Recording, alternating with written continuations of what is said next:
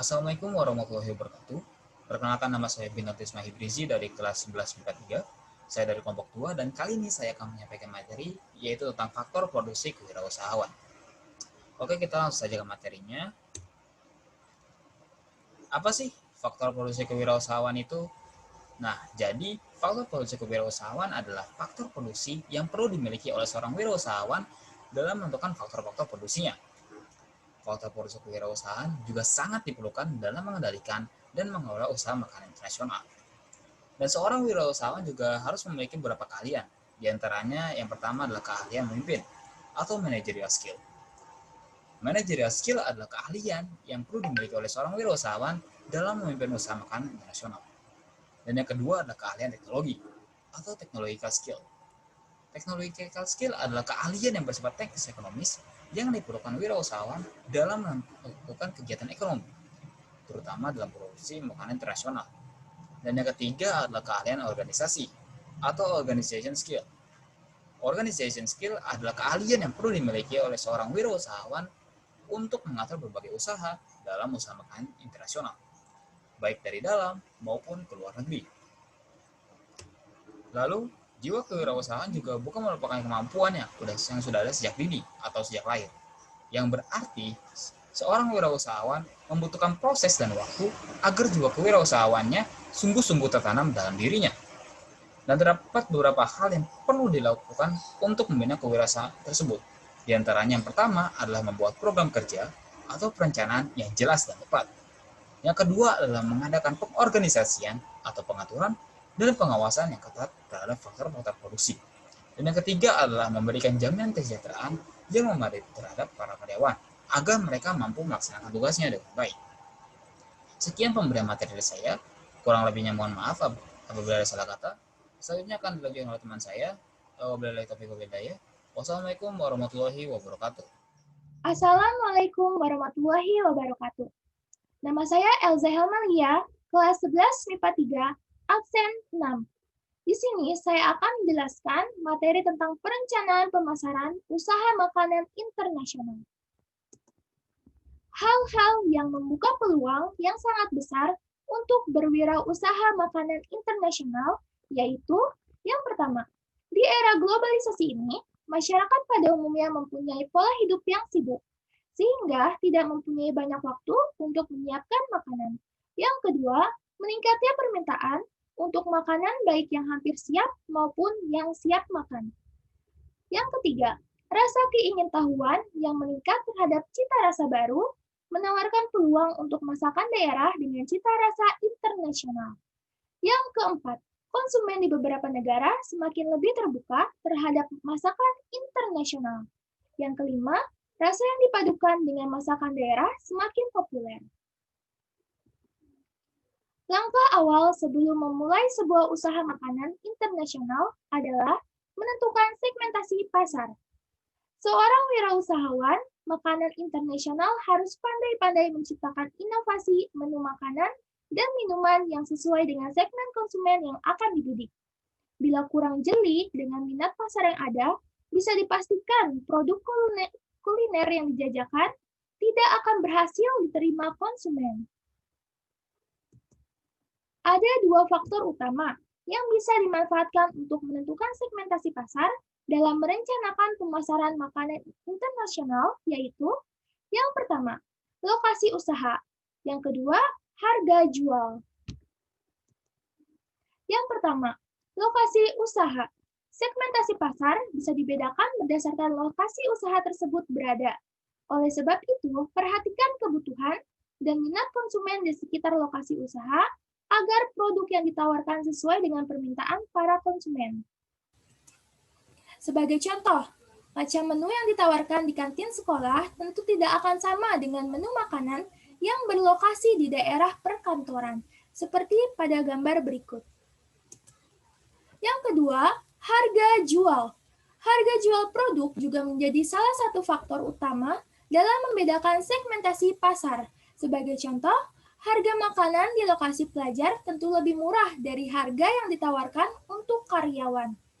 Para pelaku usaha biasanya membagi target pasar menjadi 3 kelompok, yaitu Kelompok yang pertama konsumen bawah, yang kedua konsumen menengah, dan yang ketiga konsumen segmen atas. Strategi pemasaran untuk setiap target pasar tentu saja berbeda. Konsumen kalangan bawah dapat ditawarkan menu makanan pokok dengan harga jual yang terjangkau. Untuk konsumen menengah, bisa memadukan antara makanan dan minuman internasional dengan harga jual yang tidak terlalu mahal. Sedangkan kalangan segmen atas yang terpenting adalah pelayanan prima dan kelezatan cita rasa kulinernya yang disajikan. Segmen atas biasanya tidak memikirkan uang yang mereka keluarkan, namun yang terpenting adalah kepuasan yang bisa mereka dapatkan. Dengan menentukan segmentasi pasar sebelum memulai usaha, maka secara tidak langsung kita telah memilih fokus usaha yang ingin dioptimalkan untuk meningkatkan daya saing dan strategi pemasaran yang paling efektif untuk memulai usaha makanan internasional. Sekian materi yang bisa saya sampaikan, kurang lebihnya mohon maaf. Wassalamualaikum warahmatullahi wabarakatuh. Assalamualaikum warahmatullahi wabarakatuh. Saya Fika Jamat dari 11 tingkat 3, nomor absen 7. Materi yang saya bawakan adalah penyusunan proposal makanan internasional. Penyusunan proposal makanan internasional.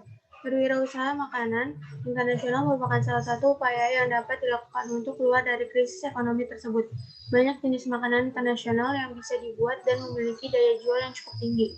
Seseorang yang akan memulai usaha makanan internasional sebaiknya mempunyai perancangan yang disusun dalam sebuah proposal. Isi proposal meliputi penjelasan tentang A. Visi dan misi, B. Tujuan kegiatan usaha, C. Maksud kegiatan usaha, D. Profil usaha makanan internasional, E. Strategi pasar. Strategi pasar dibagi menjadi 3. Yang pertama, segmenting, dengan menjadikan pembeli sebagai target yang akan dicapai. Produk yang dibuat adalah produk yang dapat dinikmati oleh berbagai kalangan dari masyarakat dengan tingkatan berbeda, anak-anak hingga orang dewasa. Yang kedua, targeting, pada kalangan masyarakat setempat pengguna produk. Yang ketiga, positioning, inovasi dengan cara menambahkan bahan baru yang membedakan makanan ini dengan makanan sejenis yang ada sehingga tampilan lebih menarik, rasa lebih unggul, dan kualitas sangat baik, sehingga konsumen dapat mengenali dengan mudah produk yang dibuat. F. Analisis SWOT sebagai kelayakan usaha, yaitu sebagai acuan untuk menghadapi persaingan dalam bidang usaha. Setiap kegiatan untuk memulai usaha, penulis harus mengukur kemampuan terhadap lingkungan atau pesaing melalui SWOT. Yang pertama, ada kekuatan, kedua peluang, ketiga kelemahan, keempat ancaman. SWOT adalah suatu kajian terhadap lingkungan internasional dan eksternal perusahaan. Analisis SWOT digunakan untuk mengetahui langkah-langkah yang perlu dilakukan dalam pengembangan usaha sebagai alat menyusun strategi. Analisis SWOT dapat menentukan strategi pengembangan usaha dalam jangka panjang sehingga arah tujuan dapat dicapai dengan jelas dan dapat dilakukan pengambilan keputusan secara cepat. Analisis SWOT dapat dilakukan dengan mewawancarai pengusaha dengan menggunakan kuesioner. G. Proses produksi. Proses produksi meliputi alat dan bahan yang digunakan sehingga proses pembuatan dan pengkajian.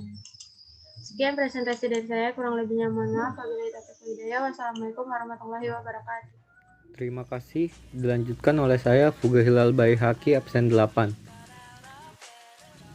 Saya akan memberikan contoh salah satu wirausahawan yang berhasil go internasional dalam bidang makanan.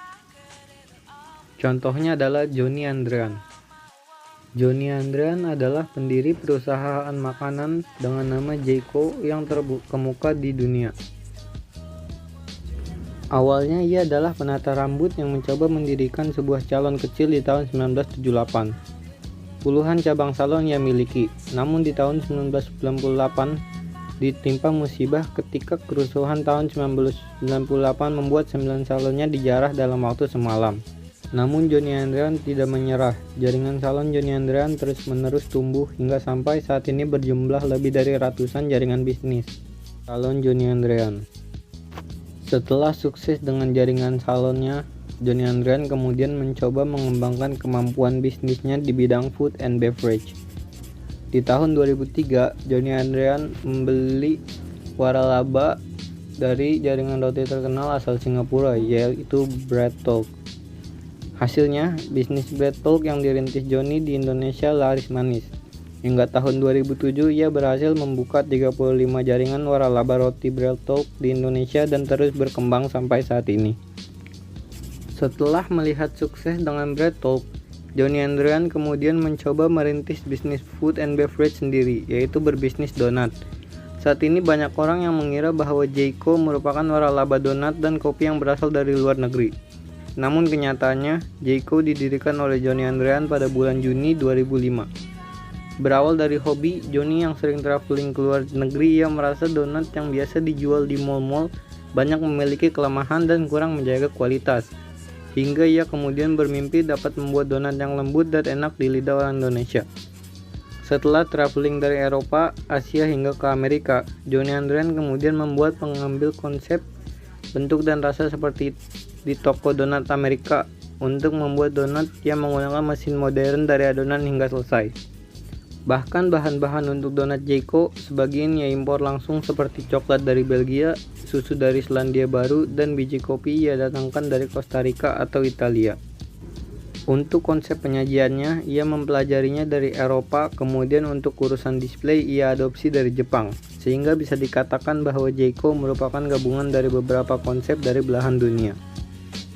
Johnny Andrean terus-menerus mengembangkan usahanya di mana bisnis salon, food and beverage-nya dikelola di bawah naungan Johnny Andrean Group.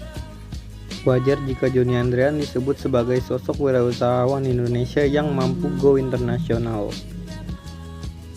Sekian presentasi dari kelompok 2. Terima kasih.